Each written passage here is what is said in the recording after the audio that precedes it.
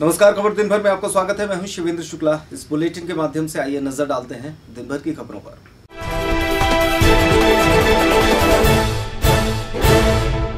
नमस्कार। खबर दिन भर में आपका स्वागत है। मैं हूं शिवेंद्र शुक्ला। आगामी 13 अप्रैल को होने वाले रामनवमी शोभा यात्रा के लिए श्री राम सेवा समिति द्वारा लोगों को घर घर जाकर आमंत्रण दिया जा रहा है।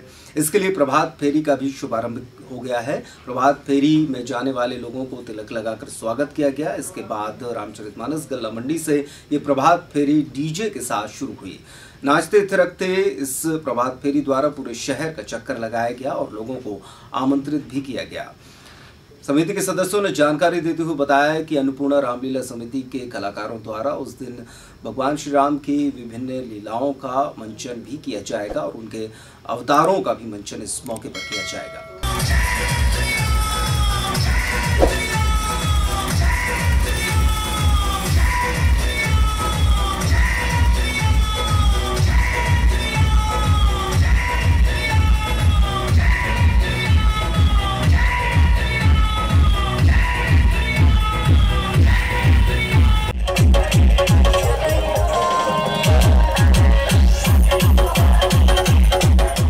प्रभात भक्ति के लिए हम सभी राम भक्तों के देना चाहेंगे कि मर्यादित चलें, गाड़ी अपनी व्यवस्थित चलें, 2 की लेन में चलें, किसी से झगड़े नहीं, नशा पत्ती करके बिल्कुल ना आए। यदि कोई भी राम भक्त नशा पत्ती करके आता है, जिम्मेदार वो खुद होगा, समिति नहीं होती। उसकी पुलिस जो भी कार्रवाई करेगी व्यक्तिगत उसकी जवाबदारी होगी, समिति का इसमें कोई रोल नहीं होगा, न समिति उसको बचाने जाएगी। हम तो सभी से अनुरोध करेंगे बढ़िया व्यवस्थित आए, नहा धो के आए, मर्यादा और व्यवस्थित चले, ऐसी हमें सभी राम भक्तों से अनुरोध है।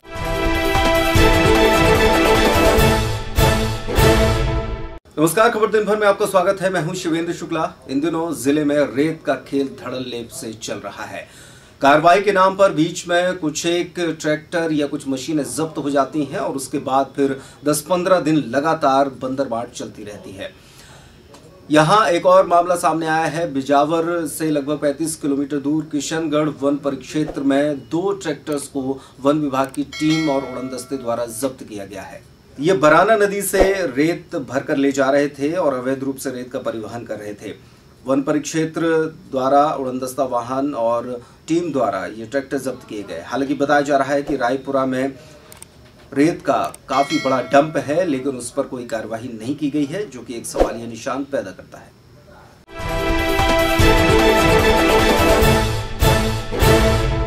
नमस्कार। खबर दिन भर में आपका स्वागत है। मैं हूं शिवेंद्र शुक्ला। जब पुलिस रक्षक की जगह भक्षक बन जाए तो समाज में लोगों का जीना दूभर हो जाता है। एक मामला राजनगर थाना क्षेत्र का है। यहां पर एक 19 वर्षीय शख्स ने पुलिस प्रताड़ना से तंग होकर घर में फांसी लगाकर आत्महत्या कर ली। हालांकि इस मामले में पुलिस अधीक्षक तिलक सिंह ने कार्रवाई करते हुए एएसआई को सस्पेंड कर दिया है, लेकिन परिवारजन इससे संतुष्ट नहीं है। उनका कहना है कि टीआई भी इस पूरे मामले में आरोपी हैं। एक टीआई और आरक्षक को इस मामले में सजा मिलनी चाहिए, उनको भी आरोपी बनाया जाना चाहिए। गौरतलब है कि राजनगर थाना क्षेत्र के बंदरगढ़ में अर्जुन पाल नाम के एक शख्स ने फांसी लगाकर आत्महत्या की है। उसके भाई का कहना है कि हरिजन एक्ट से बचाने के लिए पुलिस द्वारा 30,000 रुपए की मांग की जा रही थी और उसके लिए प्रताड़ित किया जा रहा था, जिससे परेशान होकर अर्जुन पाल ने आत्महत्या जैसा घातक कदम उठाया। इस मामले में एएसआई एलपी दाहिया को पुलिस अधीक्षक ने निलंबित कर दिया है, लेकिन परिजनों का कहना है कि इसमें टीआई के एस परिस्ते और सिपाही जनक सिंह भी शामिल हैं। इनकी भी बराबर की भूमिका है। अर्जुन पाल के भाई ने कहा है कि अगर इस मामले में कार्रवाई नहीं हुई और तीनों लोगों को आरोपी नहीं बनाया गया तो वो भी आत्महत्या करेगा और अब वो बाकायदा नाम लिखकर जाएगा। हमारे पापा को चाचा को झूठे केस में फंसा के पुलिस ले गई थी पकड़ के, तो फिर हम गए पापा को छुड़ाने। तो हमने बोला कि हमारे पापा निर्दोष है, तो बोले नहीं निर्दोष नहीं, इनके ऊपर केस दायर है। तो हमने कहा इसकी जमानत आप केस डायरी भेज दीजिए, जमानत कराना है। तो बोले नहीं 30,000 रुपये लगेंगे, जब आपकी केस डायरी जाएगी, नहीं तो हम इन पर मुकदमा कायम कर देंगे। आचार संहिता लगी है, 1-1.5 साल के लिए जाएंगे। तो हमने बोले 30,000 रुपये दोगे तो हम जमानत करवा देंगे, ये छूट जाएंगे। तो हमने भाई को फ़ोन लगाया कि भाई आप पैसे लेके आ जाओ, नहीं तो पापा नहीं छूटेंगे और एक केस डायरी नहीं भेजेंगे। तो भाई को फ़ोन लगाया तो भाई ने फ़ोन उठाया, बोले हाँ हम पैसों की व्यवस्था कर रहे हो आ रहे। तो हमने फिर भाई को फ़ोन लगाया कि पैसे मांग रहे, वो 30,000 मतलब पीआई साहब और डाइयर साहब, थाना पूरा ही था, तो उन्हें पैसे नहीं मिले तो उन्होंने बस फांसी लगा दी। इसलिए क्या नाम है आपका थाना प्रभारी जो वहाँ पे? आर के परस्ते सर बोलते हैं, उनको हमको इतना पता है। उन्होंने मांग की आपसे पैसे? हाँ, 30,000 रुपये डाइया और वो थे, तो बोले हमको 30,000 रुपये दो, नहीं सर आपकी केस डायरी नहीं जाएगी और 1-2 मुकदमा और उसमें हम कायम कर देंगे, तो वो 1-1.5 साल के लिए जेल जाएंगे। अगर हमें इंसाफ नहीं मिलता है, ऐसे ही उन्होंने बोले कि लाइन अटैच हो गया, अगर उनके ऊपर केस दायर नहीं होता है तो हम भी अपने प्राण देंगे। और हम ऐसे नहीं देंगे, लिखित देंगे कि हम थाने के कारण मरे हैं, हमारे भाई की हत्या का आरोप उनको नहीं लग रहा है, लाइन अटैच नहीं हुआ है तो हम भी फांसी लगा के मरेंगे। हम ऐसे नहीं उनका नाम लिख के मरेंगे, तो कहेंगे कि उनके कारण मरे हैं, इसलिए कि हमारा भाई उनके कारण मरा है। अगर हमें इंसाफ नहीं मिल रहा, उनके ऊपर केस नहीं चल रहा है, तो हम भी फांसी लगा के मर जाएंगे, अपने प्राण देंगे। हम लोग पुलिस अधीक्षक महोदय जी को एक आवेदन लेकर के आए हैं और उन्हें बताया है कि अभी परसों बंदरगढ़ में अर्जुन पाल है, तो उसके परिवार के ऊपर फर्जी मुकदमा पहले पुलिस के द्वारा कायम कर दिया गया था। इसके बाद में उसके घर वालों को ना उठा करके उसके भाई को पकड़ लिया और बिठा लिया। इसके बाद में उसका एक दूसरा भाई आया, बोला भाई आप मेरे पिताजी को आप पकड़ लीजिए, इसको छोड़ दीजिए, तो निर्दोष है। वो आया और उनने वहाँ पर जो दाहिया जी हैं उनने 30,000 रुपये की मांग की।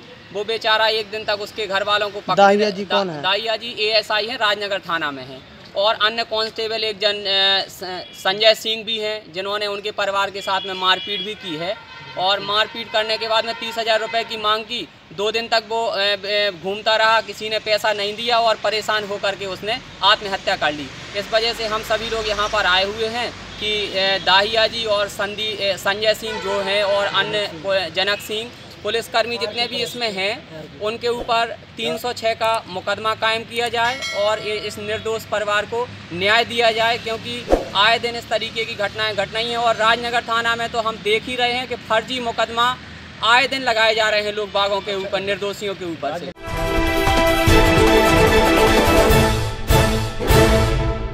नमस्कार, खबर दिन भर में आपका स्वागत है।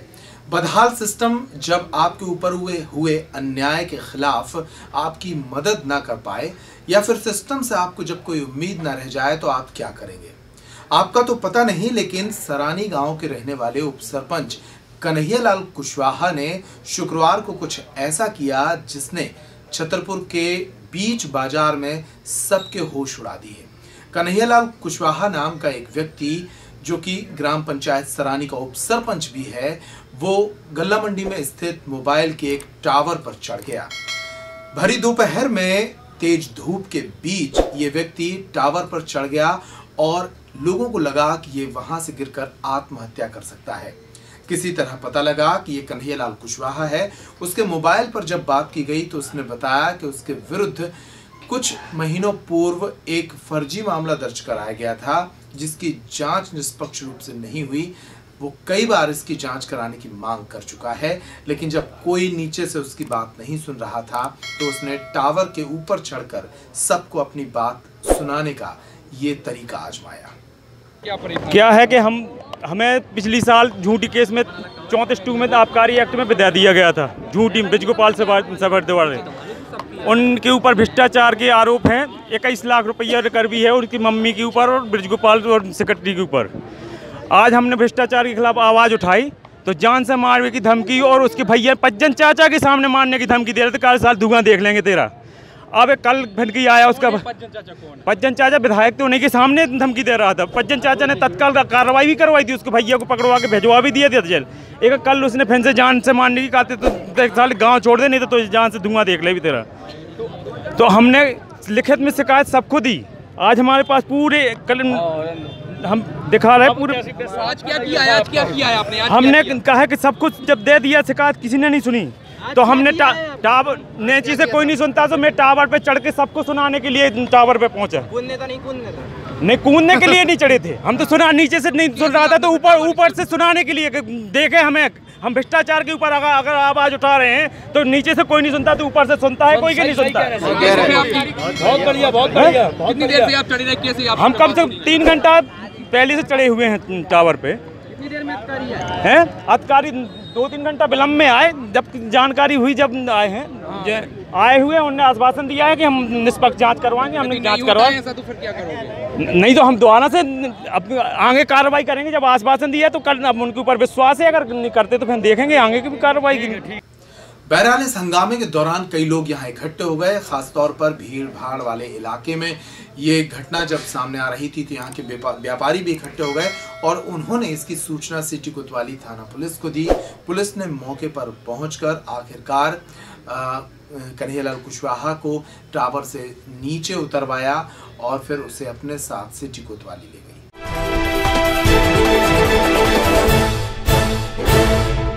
नमस्कार, खबर दिन भर में आपका स्वागत है। जिला प्रशासन ने सड़क पर हो रहे जानलेवा हादसों से लोगों की जान बचाने के लिए आखिरकार नो एंट्री को लागू कर दिया है। शुक्रवार से ही नो एंट्री की व्यवस्था लागू हो गई। इसके बावजूद सुबह के वक्त एक सड़क हादसा सामने आया। दरअसल नो एंट्री के पहले ही इसका प्रचार प्रसार नहीं हो पाया, जिसके कारण कई ट्रक चालकों को नो एंट्री के समय का पता नहीं था और इसी कारण कई ट्रक चालक शहर में घुस आए। बस स्टैंड के समीप ये हादसा सामने आया है, जिसमें सुरेश मिश्रा नाम के एक व्यक्ति बुरी तरह जख्मी हुए हैं। पीछे से एक ट्रक ने बाइक पर सवार सुरेश मिश्रा को टक्कर मारी है, जिससे उनके हाथ पैरों में गंभीर चोट के बाद उन्हें जिला अस्पताल में भर्ती कराया गया है। ये ट्रक ने पीछे से मार दिया। कहाँ पर हुआ? ये फब्बारा चौक बस स्टैंड। कब की घटना है? कहाँ कहाँ पे आपको चोटें आई? कमर में, हाथ में, पैर में, दोनों। हादसे के पीछे क्या कारण मानते हैं? ट्रक की रफ्तार।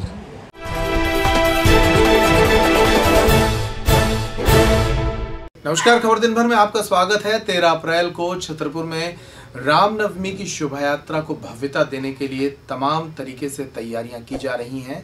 राम भक्त जहां सुबह के वक्त प्रभात फेरी निकलकर लोगों को रामनवमी की शोभा यात्रा की जानकारी दे रहे हैं, तो वहीं रामनवमी की शोभा यात्रा को आकर्षक बनाने के लिए इसमें नृत्य का तड़का भी लगेगा। महाराष्ट्र प्रांत के कुछ नृत्यों की तैयारी कराई जा रही है और कई युवक युवतियां इस शोभा यात्रा में महाराष्ट्र के लावड़ी नृत्य को करते हुए नजर आएंगे। शहर के महलों पर इसका निःशुल्क प्रशिक्षण दिया जा रहा है और अभ्यास के दौरान कई युवक युवतियां इस प्रशिक्षण में शामिल हो रहे हैं।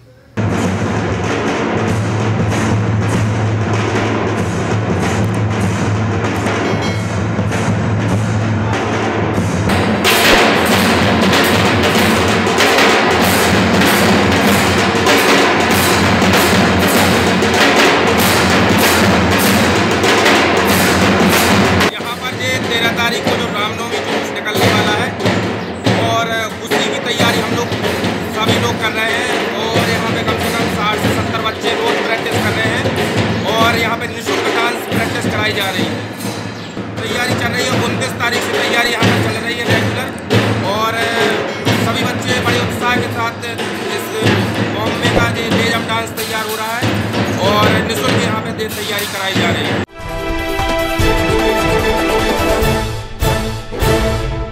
नमस्कार, खबर दिन भर में आपका स्वागत है। एक महिला को शादी का झांसा देकर उसके साथ बलात्कार की घटना सामने आई है। महिला की उम्र 26 वर्ष है। राजनगर थाना क्षेत्र के ग्राम नांद में रहने वाली इस महिला ने पुलिस अधीक्षक कार्यालय पहुंचकर अपनी आपबीती सुनाई है। महिला के मुताबिक गांव के ही एक व्यक्ति ने पहले उसकी पुरानी शादी तुड़वाई, प्रेम और शादी का झांसा दिया और उसके बाद उससे शादी भी कर ली, लेकिन शादी के कुछ दिनों बाद उसे घर से निकाल दिया, मारपीट कर अब साथ में ना रखने की बात कही जा रही है। इस मामले में एडिशनल एसपी जयराज कुबेर से मामले की शिकायत की गई है। राजनगर थाना पुलिस इस मामले की जांच कर रही है। हमारे साथ ये हुआ है कि हम उधर जम्मू में रहते थे, तो बोलते थे मैं बड़ा आदमी है, तू पति को अपने छोड़ दे, तो मैंने छोड़ दिया। वो बोलता मेरे साथ शादी कर ले, मेरे साथ चल, तो मैं उसके साथ शादी कर ली। वो जम्मू से ले आया तो अपने मामा के पास ले गया। तो बोलता मंदिर में से शादी कर ले, तो मंदिर में से मैंने कर ली शादी। मैंने बोला मैरिज कर ले, मैंने बोला कोर्ट मैरिज कर ले, तो बोलता हाँ कोर्ट मैरिज कर लेंगे। मैं तो पढ़ी लिखी हो नहीं है, तो मैंने बोला इसने ये कागज़ बनवा लिए, तो मैंने किया कोर्ट मैरिज इसने कर लिया होगा, तो उसने कोर्ट मैरिज कर लिया मेरे साथ। अब बोलता नहीं है, बोलता अब रखना नहीं है। मेरे साथ शादी अभी 4 महीना पहले शादी की, 4 महीना इसने मेरे से जम्मू में काम कराया। बस जम्मू में काम कराया तो इसने मेरे से बोली कि मतलब तू मेरे घर चली जा, नान चली जा। तो मैं नान चली गई तो इसके माँ बाप बोलने लगा मैं अंदर नहीं बैठूँगी, काट डालूँगी, मार डालूँगी, अंदर बढ़ेगा ना तो भगा दूँगी, इधर से मार डालूँगी। तो मैं डर गई। तो फिर मैं वापस लौट आई उधर से। तो मैं फिर अपने मायके चली गई। जी मेरे को छोड़ रहा है, रखते नहीं हैं। गलत काम किया इसने मेरे साथ 4 महीना। शिकायत मैंने किया उधर राजनगर थाने में। तो कार्रवाई मैं ये चाहती हूँ, मतलब मेरे को इसके नहीं रखेगा तो मेरे को इससे जेल करवाना है इसको।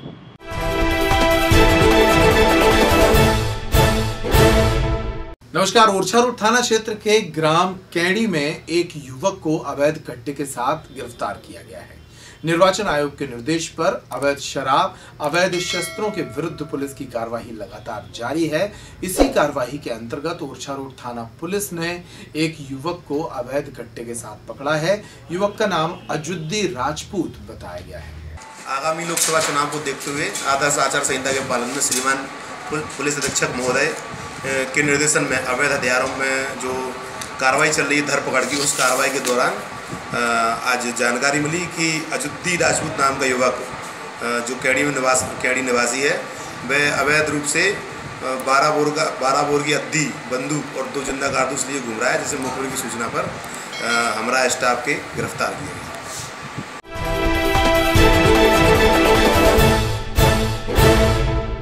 नमस्कार दर्शकों, खबर दिन भर में आपका स्वागत है। मैं हूं विनोद मिश्रा।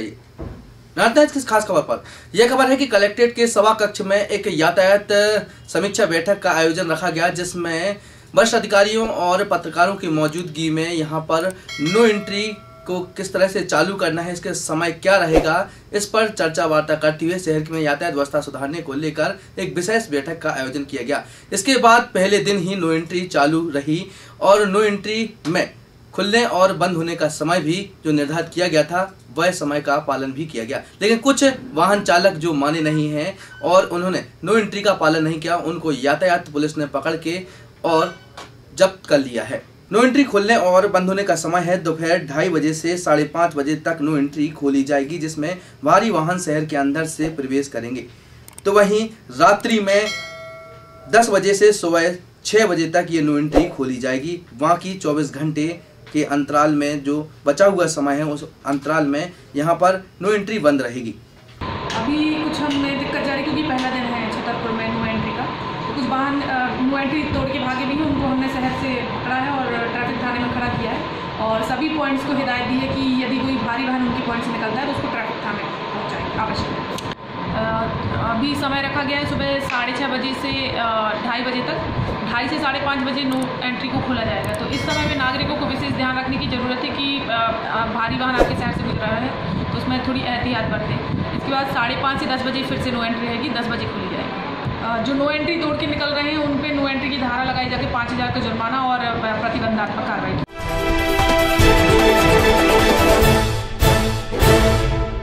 नमस्कार, खबर दिन भर में आपका स्वागत है। मैं हूं शिवेंद्र शुक्ला। शासकीय योजनाओं और पैसों का किस तरीके से दुरुपयोग होता है, उसका एक ताजा उदाहरण छतरपुर में देखने को मिला। दरअसल दिव्यांगों को बांटने के लिए आई हुई ट्राईसाइकिलें कचरा घर में रखी धूल खा रही हैं। पन्ना रोड पर स्थित नगरपालिका के कचरा प्रसंस्करण गृह में लगभग 50 से भी ज्यादा साइकिलें रखी हुई हैं, जिन पे केंद्रीय मंत्री वीरेंद्र कुमार का नाम भी लिखा हुआ है। दरअसल केंद्रीय मंत्री की सांसद निधि से आई हुई इन साइकिलों का वितरण हालांकि नवंबर माह में ही हो जाना था, जो कि सामाजिक कल्याण विभाग के माध्यम से होना था, लेकिन ये साइकिलें अभी वहां पर कचरा गृह में रखी हुई धूल खा रही हैं, कबाड़ हो रही हैं। इस मामले में जब अधिकारियों से बातचीत की तो अधिकारियों का कहना था कि आपके माध्यम से ये जानकारी मिली है और साइकिलें तो वहीं रखी रहेंगी क्योंकि अभी चुनाव आचार संहिता लगी है, लेकिन उनके पीछे जो नाम लिखा हुआ है उसको तत्काल प्रभाव से हटवा दिया गया है। अब बांटा गया कि नहीं बांटा गया इसकी हमें संज्ञान में नहीं है, लेकिन प्रेस के माध्यम से हमें इसकी जानकारी अभी मिली तो अभी आप जाके देखें वो सारे नाम हम सब उठवा दिए। इनको कहाँ पर रखवाने की व्यवस्था की जाएगी और कैसे इसका फिर बाद में वितरण किया जाएगा? अब जानकारी ये मिली कि समाज कल्याण विभाग से ये आई हुई थी, उनके यहाँ रखने की जगह नहीं थी, इसलिए वहाँ उन्होंने रखवा दी होंगी। मैं चूँकि अभी आया, मेरे संज्ञान में आया, तो मैं उसको उठवा के बराबर कर दूँगा। जैसा आपने बोला कि कचरा घर में रखी हुई है, तो बस मैं यही कहना चाहूँगा कि कचरा घर में रखी हुई है और जो है कि आचार संहिता है, इसलिए इसको अभी वितरित नहीं किया जा सकता और कचरे घर में ही रखी रहेंगी और इसका वो आचार संहिता का कोई उल्लंघन नहीं है। और फिर भी सावधानी के लिए जहाँ भी उस साइकिलों का नाम लिखा उसको सफेदी कराई जा रही है। किस तरह से इसको सुपुर्द किया जाएगा शासन के? उसको देखिए, वो जहाँ रखी हो वहाँ ही रखी रहेंगी जब तक चुनाव खत्म नहीं हो जाता। सर, इनका वितरण क्यों नहीं हुआ है? इसका वितरण क्यों नहीं हुआ, इसका जवाब मैं अभी आपको नहीं दे पाऊँगा, ये जो हमारे सीएमओ बता पाएंगे। इस मामले में पूर्व विधायक आरडी प्रजापति ने भी इस पूरी बात को काफी गंभीरता से लिया है। उनका कहना है कि ये उन दिव्यांगों के साथ अन्याय है और ये मामला बर्दाश्त के काबिल नहीं है। देखिए, ये दिव्यांगों के साथ अन्याय है। अगर जो चीज़ भारत शासन द्वारा आई है या किसी भी सरकार द्वारा आई है, उनको हितग्राहियों को मिलना चाहिए। कचरा गृह में शासकीय संपत्ति का कोई सम्मानी जो जनप्रतिनिधि है उसका दुरुपयोग करना, इससे यदि घृणा और निंदा की कोई चीज़ नहीं, जो बहुत निंदनीय है और जो गरीबों के साथ बड़ा अन्याय है। आपको क्या लगता है, क्या ये चोरी छुपे चुनाव के दौरान बांटे जाने के लिए बचा कर रखी होंगी?